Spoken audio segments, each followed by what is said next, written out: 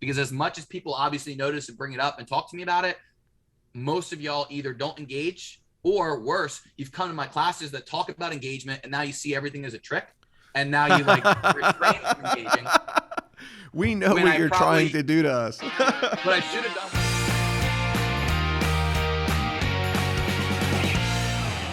How come everyone in my Facebook friend group is not seeing my post? They're not engaging with enough people. So there's a few things. We don't have time to go into all of them because I'm teaching it for 3 hours. Right. But they're looking at weight, affinity, and time decay.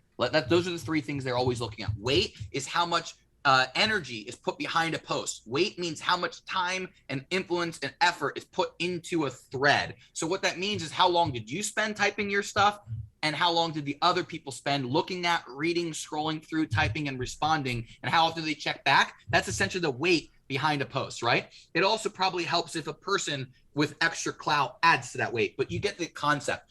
Affinity is how much they have in common or how connected they are. So affinity is looking at how often do you talk to that person, how often they talk to you, how often they look at your page, how often do you look at their page, how quick do you do all this? Like Facebook knows that the second this girl drops a photo that you're liking it. You know, it knows that you don't take more than 10 seconds to do it. And it shows it to you first then.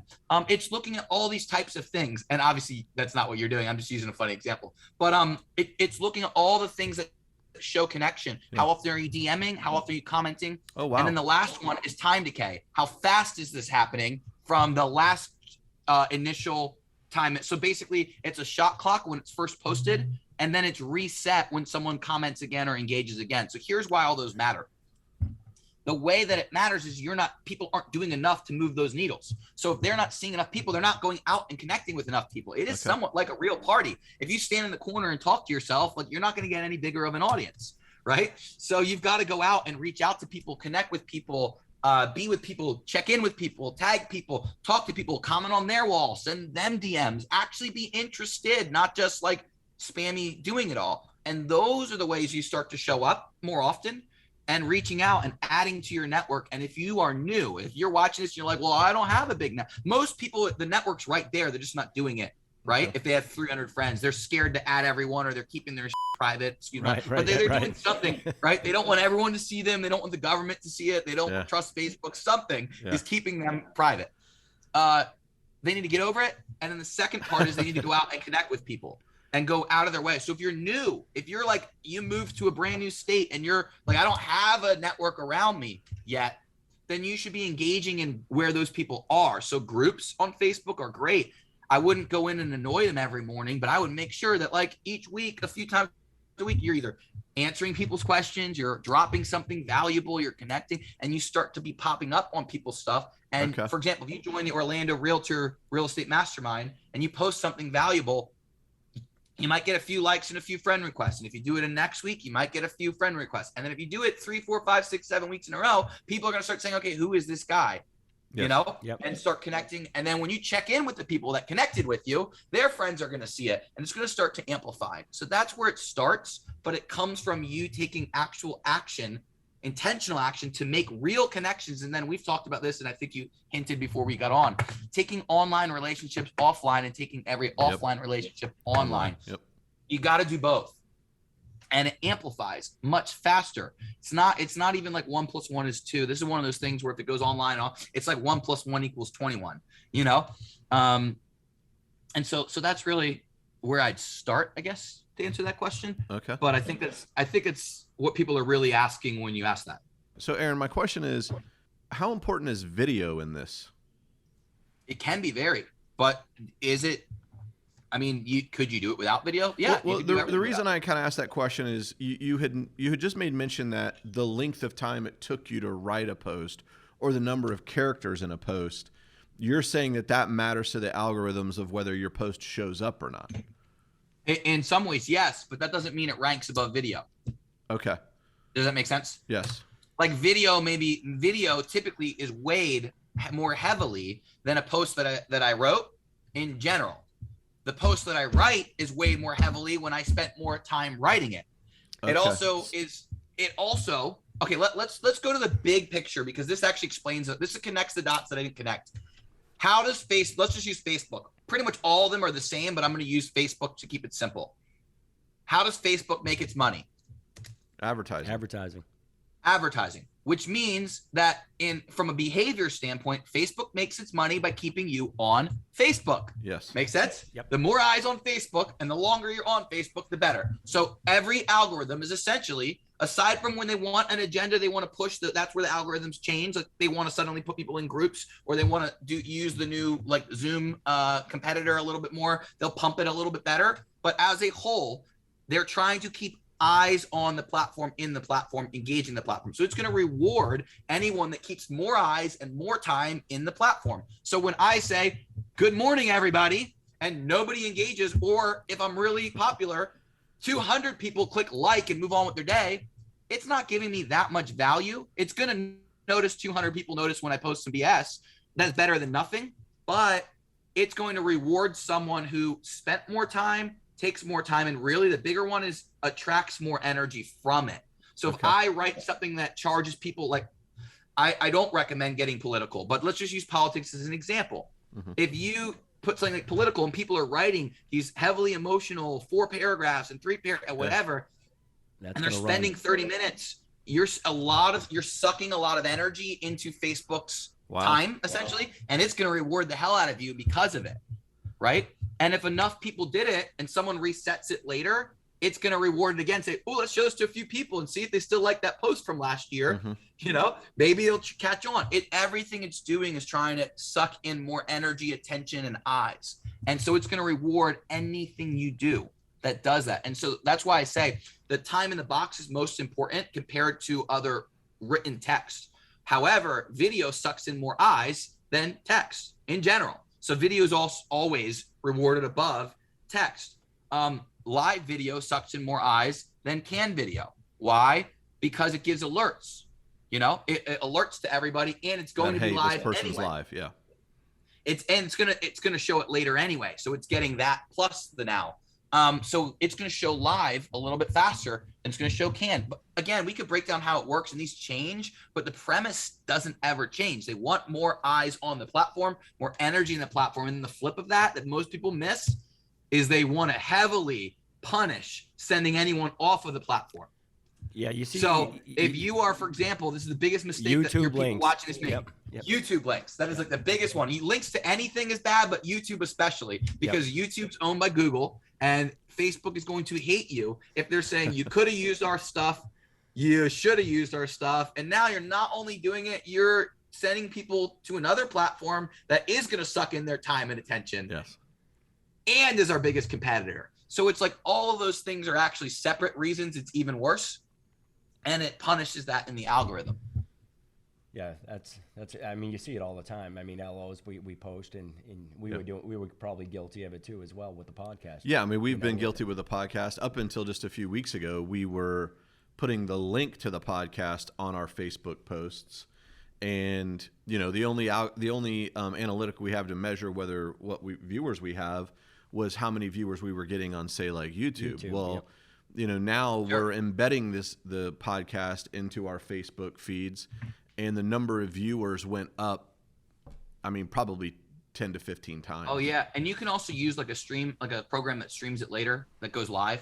It goes live even though it's canned. You know, there's software that'll run it live as if it's happening now, but it's not. You already wrote it. There's plenty of that out there, but I'm not even convinced that there's not. I'm not a techie. I'm not super techie, but I'm not convinced that Facebook doesn't track everything even more carefully. I'm not convinced that if you download a video from YouTube and then upload it straight to Facebook, that it can't tell the difference between that versus a video that was never in YouTube. I was just thinking the same thing. A photo. If you post a photo that's been anywhere else on the internet, I believe it knows it, especially if it's been on Facebook. All of these things are valid. So I'll just use an example. If I'm ever resharing something, I always edit it. You'll never see me share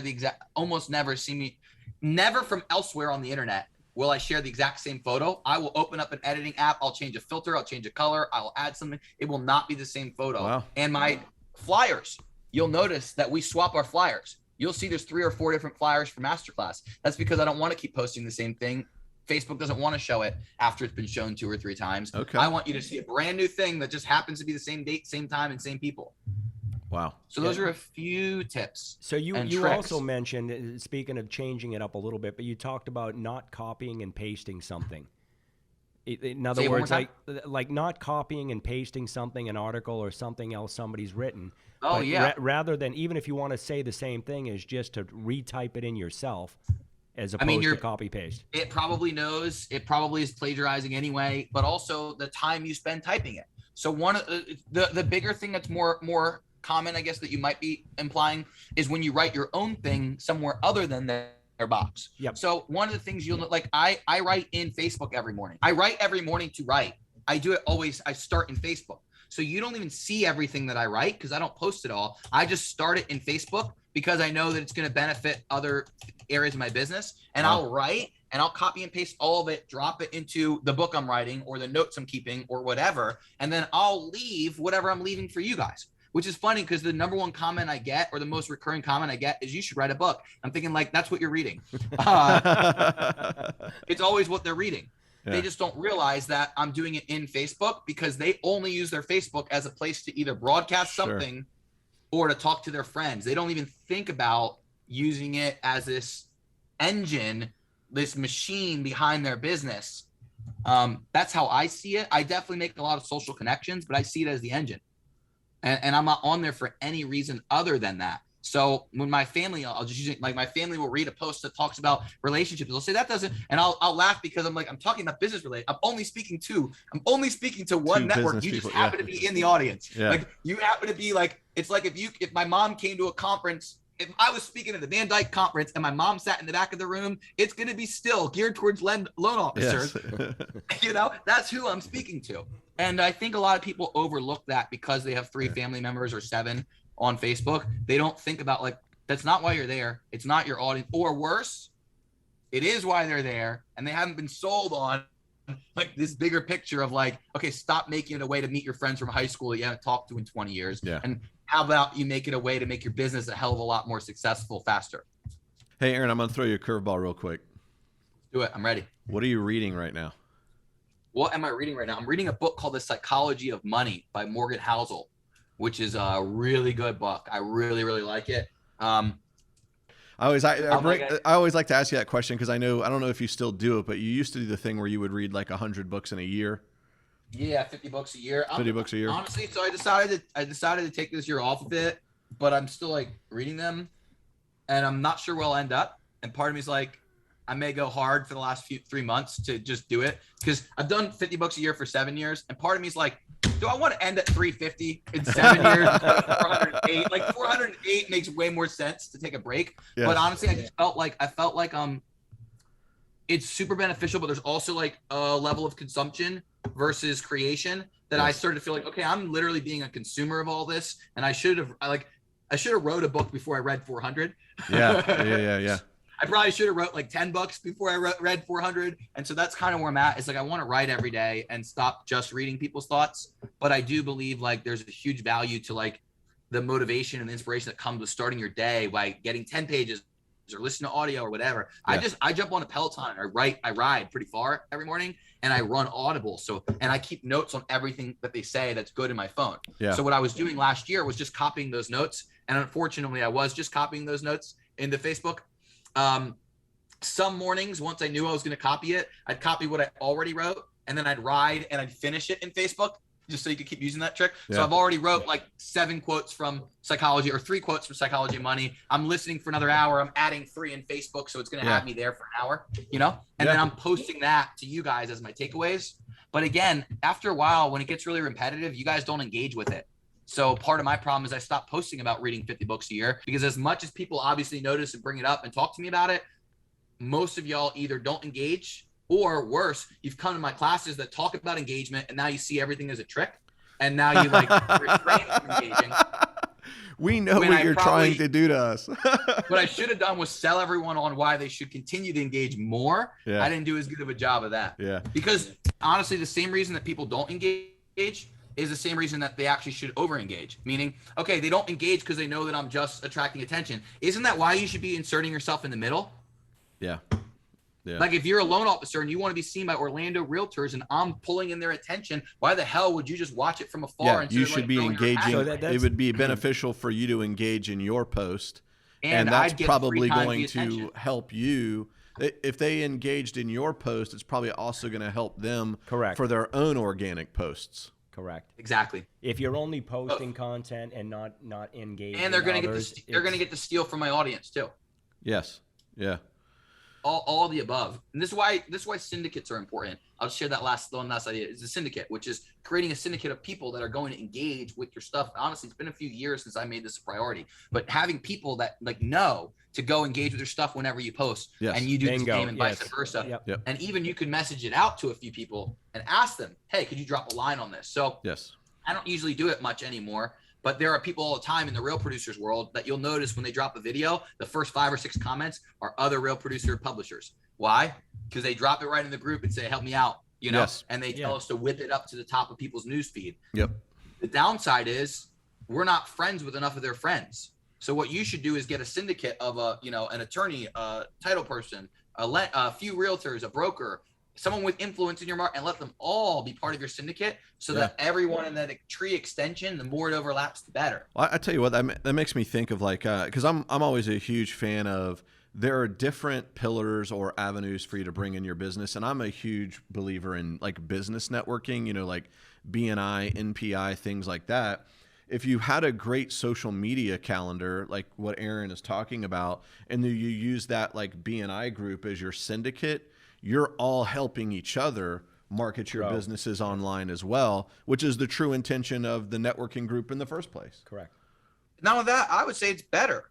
It's actually more effective, right? Like it's more effective than using BNI for BNI, in my opinion, because you get teed up with people that aren't necessarily interested, aren't really always a good fit. I get people are trying to pre-qualify, but the truth is no friend of mine is going to pre-qualify my prospects better than me. Like the odds are 0. Then BNI is awesome. So I hope this doesn't ever come off wrong, but essentially your friends that do other things are trying to pre-qualify the referrals that go to you. Yes. And they have an incentive to give you everyone. So even the best group is not giving you everyone, but they're not letting you qualify them until you meet with them. Sure. So in my opinion, this is all being foregone on social media. I'm only attracting the attention of the people that care about watching my stuff, following my stuff, engaging with my stuff. And if I'm doing a good job daily at being myself, for me, I actually just give it time. So like, let's say you introduce me to someone and I friend them. I'm just going to wait 2, 3, 4 weeks before I even reach out to them because I want them to watch my stuff. I know that I'm good at the algorithm. So I show up more than the average person on their list. And I know that if they see my stuff, they'll understand who I am a little bit better than if I cold call them and say like, hey, Brian, sent me your name. Like, let's chat. Or I hit them up on their inbox. I would much rather them start to notice a little bit, let it marinate, and then show up because I know how well I show up daily. Yeah. Okay. And who I show up as daily. Cool. Is that an attractive character? And I don't mean physically, but just like the people that like what you do will be attracted to it because you're showing it. Instead of like some of you guys are super motivational, you do all sorts of cool stuff, you've been through challenges, you face adversity, you're super sick out, you're doing all these things, but you really only post like your daughter's report card or your son's first day of school or, you know, date night with your wife. And that doesn't appeal to the person that actually wants to follow your stuff. If that makes sense? Yep. Hey, cool. I'm gonna throw one more question at you. And dude, first of all, I appreciate your time because you've spent a lot of time with us talking about this subject today. But I just had a thought as we were sitting here talking. So we shared earlier, John and I are sitting at the Florida Association of Mortgage Professionals annual conference today. We're here in Orlando. We have this podcast, right? The Context to Contracts podcast. And our goal is to add massive value to loan originators and real estate professionals through it. Is there a way that by being at this conference where there's a ton of people here in our profession that we could boost or highlight the Facebook page that everybody who is here would constantly see it in their newsfeed? Well, let's backtrack. We're talking about a business page, or are we talking about a business page? Yeah, business page. Because now, once we shift to a business page, the whole world, the whole landscape has changed. Why? Okay. Here's why. What's Facebook in the business of? How do they make their money? Advertising money. Yeah. Who do they sell advertising to? Who do they sell it to? They sell it to businesses. not just businesses, business pages. Business pages, yep. Specifically. So all bets are off once you open a business page, because the truth is, they only want you to get paid traffic. They don't want to send you anything for free. I'm not saying you can't, but I think that they minimize its effectiveness so much that it becomes useless. Not useless. Let me rephrase this. It becomes fruitless to be focused on how to get more organic engagement on your business page. What your business page is still very important for is online presence. Meaning when someone goes to your business page, they need to be able to see who you are, what you do, and something, and that you're still doing it, and that you were doing it recently, right? That's more important than you trying to show up all the time, because if you're not spending money, they literally are not going to let you show up all the time. Okay.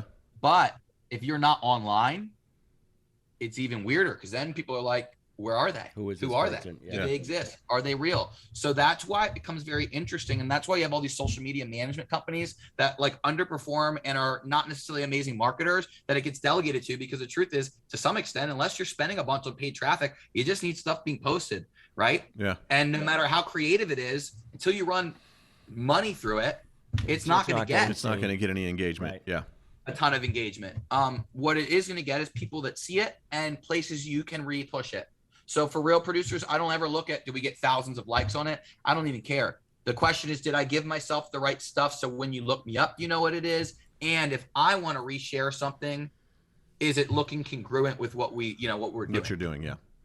All right, cool. So you just but again, the world changes. You just mentioned something about likes, and I want to point out that a lot of people get hung up on that. So you know, people will post something and only get 4, 5, 10 likes, 20 likes.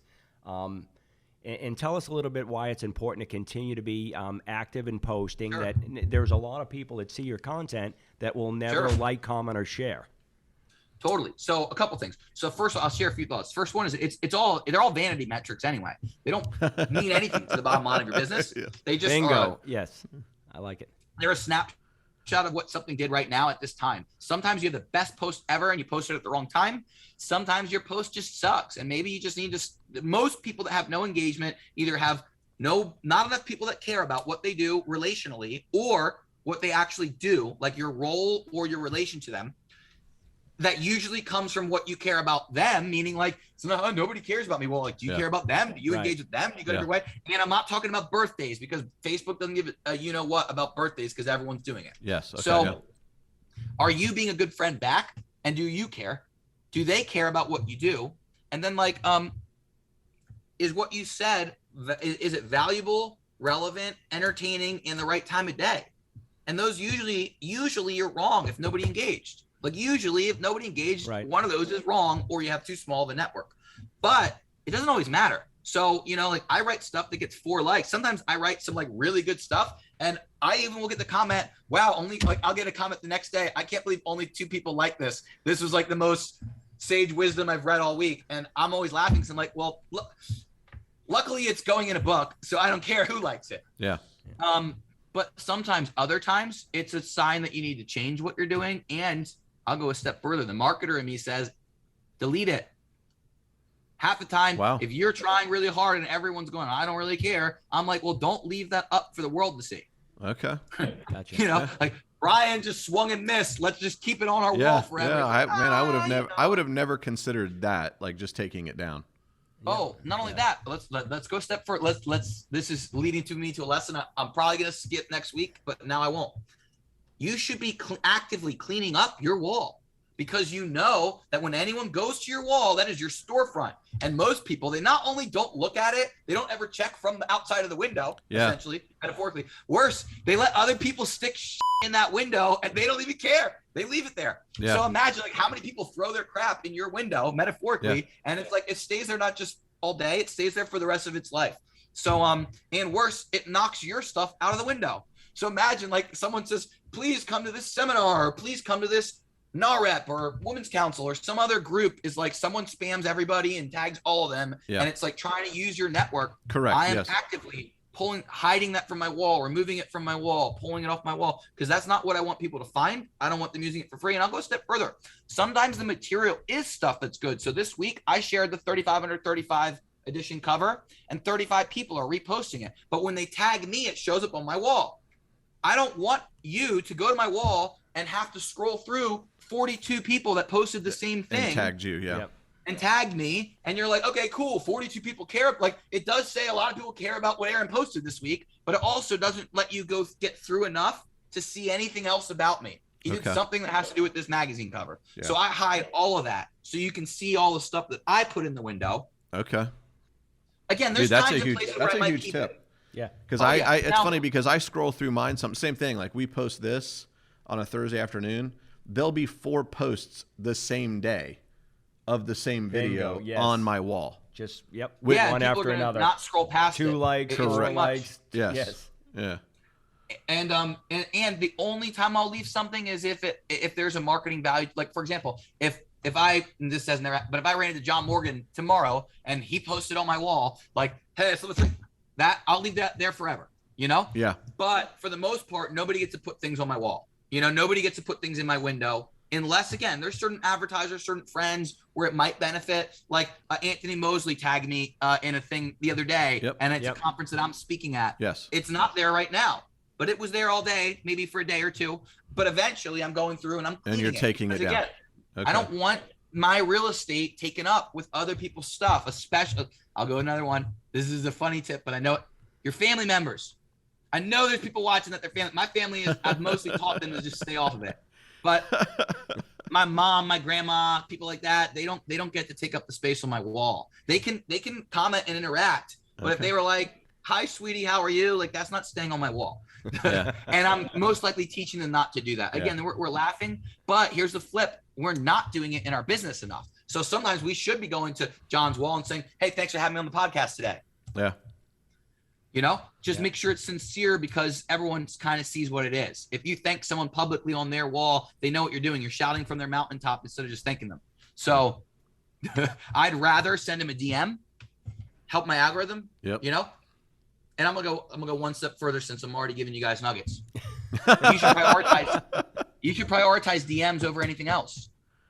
Any conversation that can be in the DMs, why would you have it where it's not being tracked? Now, again, loan officer want to be really careful. There are definitely plenty of conversations that need to stay in email for confidence and should stay in email simply from like a keeping the business organized standpoint. However, anything social or social in the business that you can do through a Facebook message, again, not everyone responds to Messenger, so I'm not saying start, but I am saying where possible, I want, like imagine if I text you something versus I Facebook it to you. Yeah. Well, Facebook's rewarding me for the time we spent engaging, and text doesn't care. Yeah. Well, I never realized that, you know. Why would I not let the 7 conversations you and I had over the next few weeks be tracked versus be out in space? You know, they're tracked by the government and the phone company and stuff, I'm sure, right? But it's not helping me show up in your life more often, and it should. We're already putting in the time. So that's just a little tidbit. Sense. You might as well use the DMs a little bit more than you do. When someone tells me they don't have Messenger on their phone, I get it, but I also laugh because I think like your problem's not that you have Messenger at your phone. Your problem not on your phone. Your problem is either that you don't have a good enough phone to keep it, or you don't have good enough self-discipline to manage your schedule and not be distracted by it. Yep. There you go. Wow, dude, man, you have burnt it up today, brother. Thanks for getting on. Thanks for dropping some serious bombs, dude. I learned a lot, and I'm sure those who are going to get an opportunity to see this are going to learn a lot too. So thanks for sharing your knowledge with us, man. Love it. Thank you. And that was a lot of fun. Yeah. All right, we'll wrap it up. So thanks for tuning in to another episode of the Contacts to Contracts podcast. We want a huge thanks to Aaron Ludin from Orlando Real Producers for stopping by, dropping some knowledge on us with social media. On behalf of John Jones and myself, we just want you to know if there's anything that you ever need, we're always here to serve.